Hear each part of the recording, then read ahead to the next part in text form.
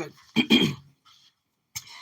Greetings, family. This is Cassandra Faye Floyd, also known as the Daughter of the Fates, founder of the Temple of Evolutionary Emergence, and I'm in my kitchen.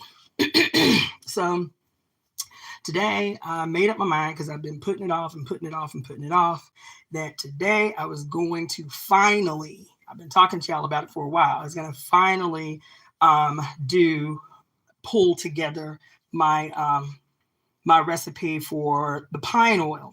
So maybe about 2 months ago, I did a long video on the mysteries and the magic of the pine cone, pine needles, the whole thing, right? And I had done a whole big thing of the tea, but I had never gotten around to making the oil. And there was something very specific I wanted to use the oil for. So I was like, I want to do it. It's the new year now. Let me go ahead and pull together this pine recipe. So this is my own recipe. I waded through, I don't know, hours of other people's videos about how they use the pine, what parts of the tree they use, what type of pine they use, whatever. And between watching hours of other people's videos, there's something specific that I want to use my pine for. And so read the description, because what I'm going to be doing is conducting an experiment on myself using the pine concoction that I am making today. And then I am going to do, quote, a reveal of the results of this experiment on or around. Oh, thank you, Java Watson, for the donation, baby. That's what's up. So on or around the spring equinox, like I told you, we're going to be preparing to do a big thing, the death, inception, and rebirth ritual on the equinox. So if it's not exactly on the equinox, it will be that week that I'll do the reveal in terms of the results for the experiment that I'm going to start conducting tomorrow, because it's going to take about 5 hours for this pine oil to process. Okay, so what I'm going to do now is just show you what I'm going to be using for my particular recipe, because the recipe I developed based on the needs of the experiment. So it's all about skin and collagen. And so not only the pine, which we learned back in September-ish, that the pine is great for a multiplicity of things, primarily respiratory issues, immune issues, and it also helps with skin and collagen. So that being the focus of this experiment that I'm going to do, I decided to add a couple of other herbs that I know are really great for skin and collagen. Okay, so this is going to be really quick video where basically y'all are going to see me toss a bunch of stuff in the pot. I'm going to tell you what it is I'm tossing in the pot, and then this thing will cook on the stove for about 5 hours. Okay, so I'm going to flip the screen so you can see my pot.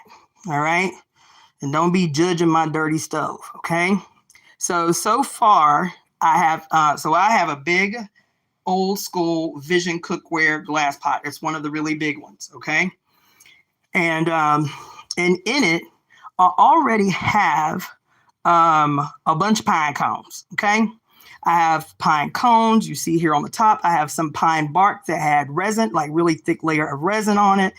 And so far, that's what I've put in there. The base oils that I will be using for my concoction is castor oil, ghee. I've already put a mix of organic avocado, coconut, and safflower oil. Extra virgin olive oil, organic. Macadamia oil. And then I put that white that you see there earlier before I left. I put just a little bit of shea butter in there. I melted it down a little bit. That's why it's condensing back. I put a little bit of shea butter. So those are the base oils that I am going to be using. So I've already got some pine cones in here, but I have some more pine cones. So I realized that the needles that I had harvested some time ago, they're no longer green, and I don't want to chance it because I also want to benefit from the very fresh vitamin C in the pine needles. That's why I'm like, it sounds like I'm winded because I literally just came back up the stairs from making a run up to the observatory to get fresh pine needles and pine pollen. So I'm going to show you really quick my pine needles and pine pollen, and also some raw, because these pine cones have been sitting for a little bit. So I also want to show you something else. Hold on. So this is my bag that I just got from my little quick hike up to the observatory. Okay, so some of the things that you want to keep in mind, depending upon what you're going to do with it. Like I said, you can get lost in the videos that are out there about the significance of pine, the pine tree, and every aspect of it, the needles, the bark, the resin, those little pods there, that's where the pollen comes from. So I picked these particular branches because they had these big old pollen pods on them that I'm going to use. And then also here, if you can see, let's see. So I picked a gang. You can see there, so all of that is pollen. So I picked up a gang of pollen. So y'all know I just had, a couple of weeks ago, before the new year, I had walking bronchitis and freaking flu, right? And so what you want to do when collecting pine cones is you want to look for pine cones, preferably that are green. You can use any of them, right? But obviously, the fresher they are, the better, because you got the benefit of the vitamin C. And vitamin C is very volatile. So as soon as it's exposed, it begins to discolor. You feel me? So this one, you see this one's not green, but you see it's covered in resin. You see that? That little white stuff, that is the resin. So that's what you want. You want to get those, because the resin is oil or fat soluble. So that will go right into your concoction. And then you can read on your own about the multiplicity of benefits from pine cone resin, right? Okay. So I'm going down deeper. And so this, you see how green that is? You see how much sticky resin is on there, right?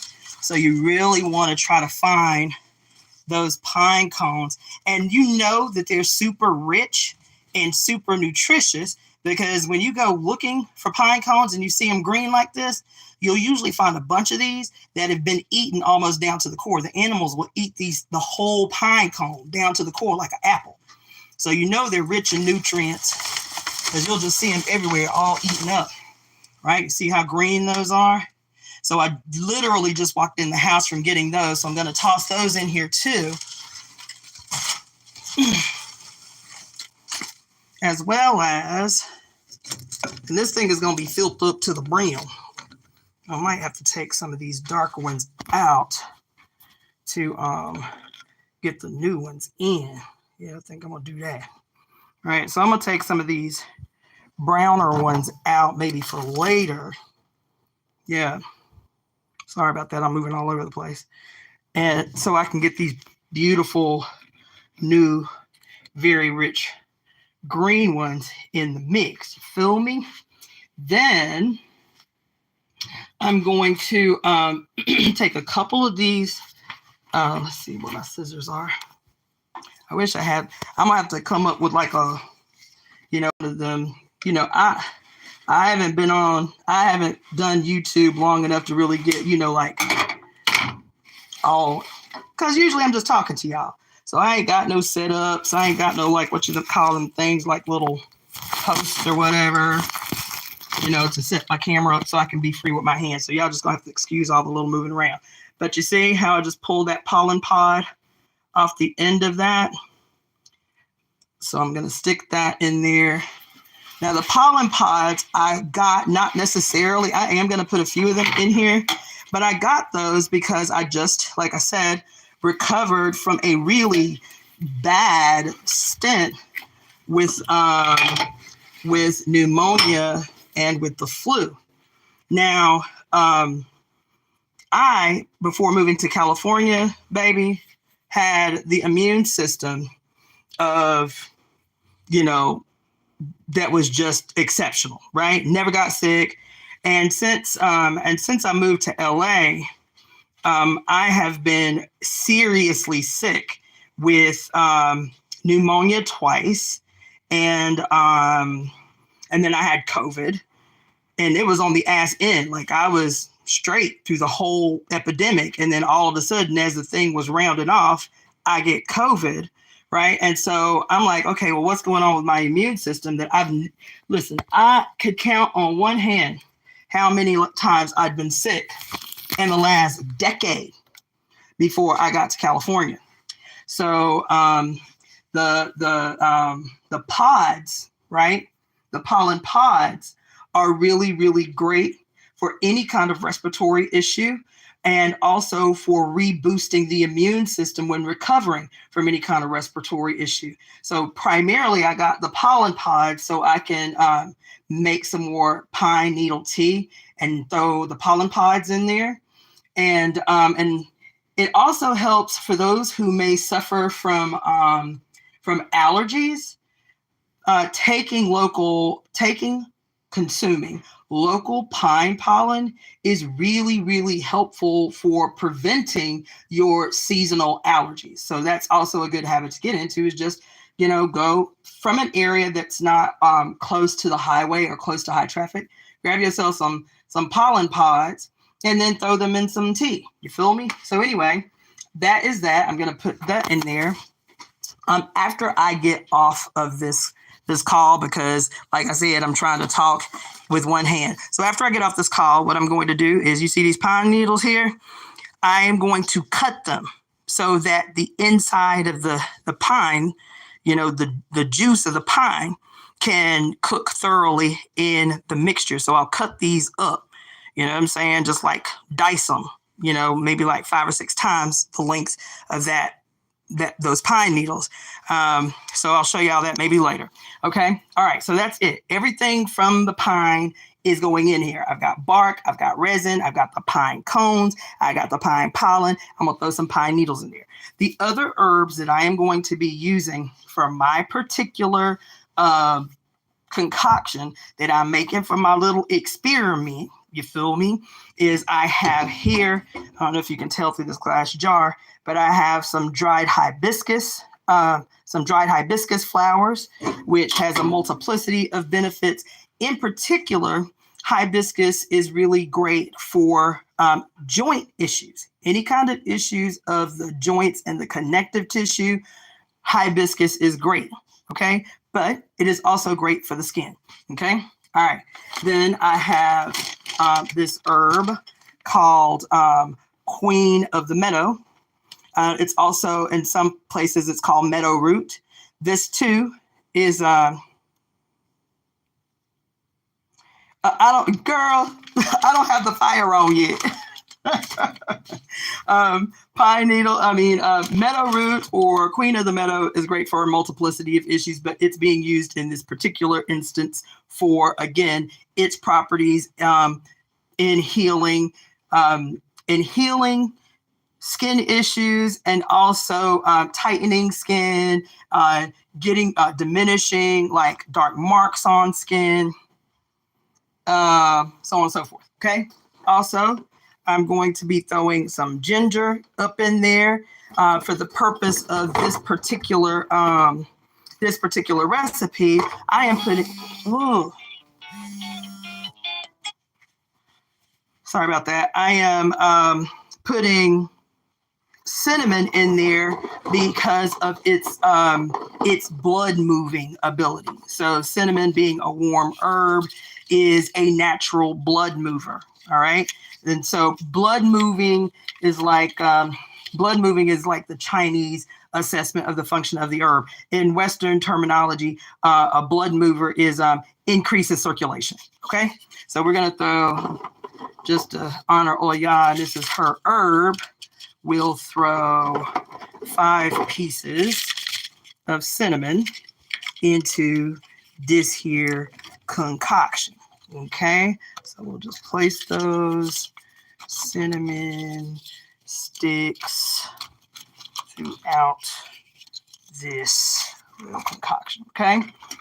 I didn't realize until I had gotten started on this little project that I had used up all my little my little whole cloves. So I'm going to use ground clove, and not a lot because clove is really, really hot, but I am going to use some ground clove in that little concoction there.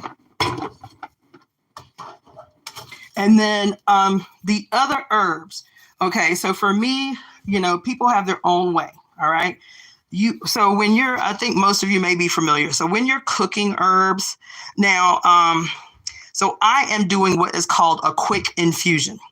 So the old school or typical way to do an herb infusion is to take the herb, put it in something, cover it up in whatever you're going to use. So if it's oil, okay, or glycerin, you're gonna put half the amount of whatever it is you're going to use, whatever substance you're going to use, and then you're going to fill it all the way up to the rim with your oil of choice or the glycerin. You're going to cover it, and you're going to put it. Let me talk to you while I'm doing that. You're going to cover it, and then you're going to put it in a dark location for typically about 6 weeks. You're going to put it in a dark location. Every now and again, you'll take it out. You'll turn it upside down to make sure that all the herbs are moving around. You're extracting everything that you want from the herbs, and keep it in a dark location for about 6 weeks. The average rule of thumb is about 6 weeks. Okay. So the benefit, obviously, for a quick infusion, which is what I'm going to do now, is that you don't have to wait 6 weeks, right? You still get the benefit. I still like doing old school herb infusions, right? Where you're waiting the 6 weeks for what you go, for the magic of the thing to unfold. But for me today, I wanted to do a quick infusion. So a quick infusion is just what I'm showing you. It is taking whatever plant matter you want to extract the nutrients from, the medicinal properties from, covering it with the oil of choice. And a lot of people will use a crock pot because you want the fire to be very, very low, right? Extremely low. And I have a gas stove, and so I'll put it on low, but you don't want to burn your oil. That is the risk of doing a quick infusion, is that if you don't keep the fire low enough, you will burn the oil. Okay. So you have to be mindful of that and constantly stir, the concoction, and just keep your eye on it. My stove goes pretty low, so I think I'll be okay. And I don't have a crock pot, so I'm going to have to be okay. All right. So I have not covered the substances yet because I have not finished putting my substances in. So after I put all my plant matter in, then I will top it off with the rest of my oil. Okay. All right. So let me turn that back around.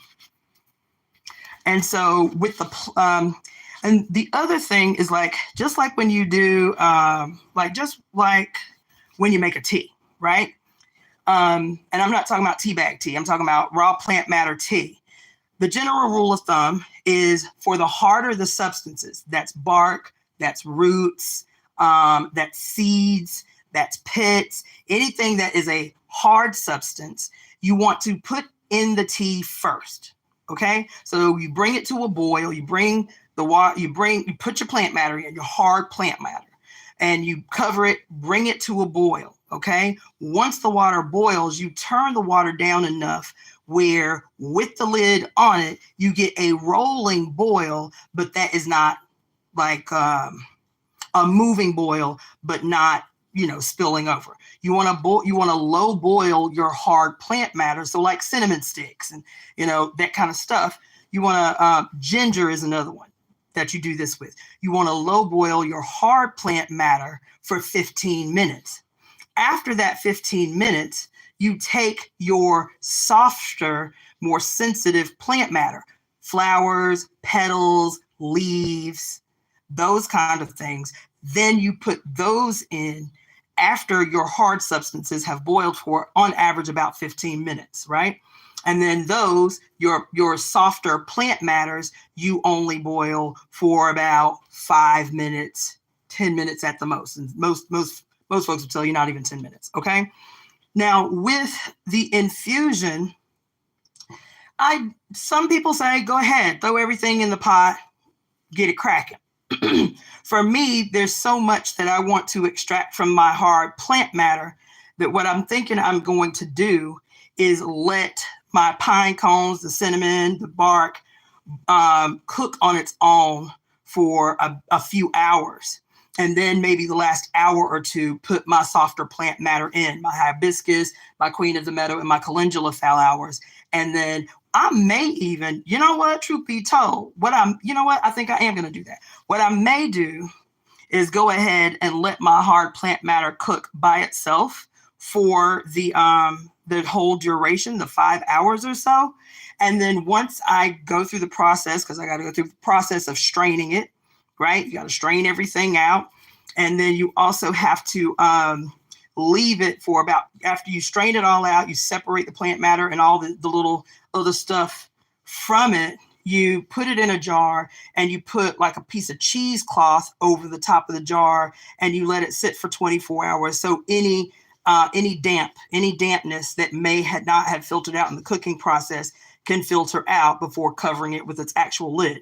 So what I may do is go ahead and cook the plant matter, the hard plant matter, for the 5 hours after I do the whole straining process, maybe in a separate pot, do my little flour aspect and then mix them together. Or maybe for an hour after I do this whole hard matter part, put my softer flour pieces in and cook those only for an hour in the infusion and then finish off the infusion. I haven't made up my mind. I'll let you know. But right now, tonight, this is what I'm going to be working on, is this beautifully rich concoction of pine cones, pine bark.